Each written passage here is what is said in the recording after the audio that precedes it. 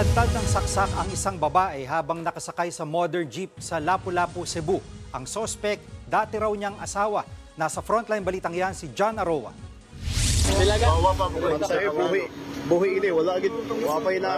Pinagkaguluhan ng mga residente ang nakabulagta at wala ng buhay na babaeng yan sa loob ng modern jeep sa Lapu-Lapu, Cebu.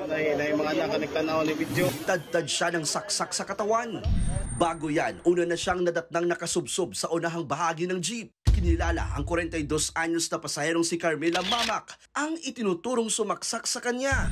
Ang dati niyang asawa na si Gelson Mamak. Sa imbestigasyon, sumakay ng modern jeep si Carmela, saka umupo katabi ng driver. Siyempong nakita niya si Gelson, kaya sinabihan niya ang driver na huwag itong pasakayin. Pero tumanggi ang driver sa takot na baka ireklamo. Makalipas ang halos isang oras, may mga bumabang pasahero kabilang na si Gelson.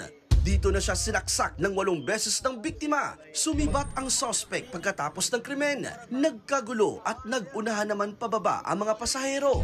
Naikinasawi ng sikyo na si Eva Villarreal matapos siyang madaganan. Nang maaresto ang suspect, mariin niyang itinanggi ang krimen.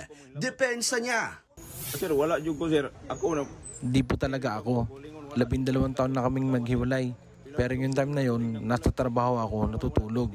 Ginising na lang ako ng katrabaho ko na pinatay daw yung asawa ko. Doon ako sa paaralan, hindi ako lumalabas dahil may party. Tapos nalasing ako. Giit pa ng suspect, may mga nakakita sa kanya na nasa trabaho siya noong panahong pinaslang ang kanyang dating asawa.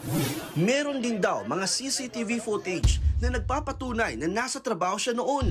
Sa kabila niyan, positibo siyang kinilala ng mga pasahero ng modern jeep. Ayon sa mga pulis, may mga bantang natatanggap ang biktima mula sa suspect. Pero kabilang din sa iniimbestigahan ay ang bagong kinakasama ng biktima. Inaalam kung isa itong crime of passion.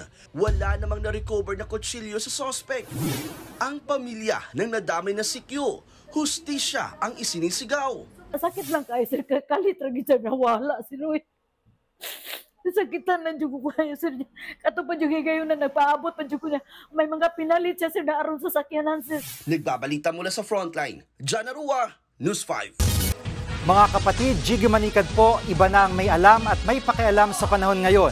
Para sa konkreto, kumpleto at komprehensibong balitaan sa Frontline, mag-follow at mag-subscribe sa social media pages ng News 5.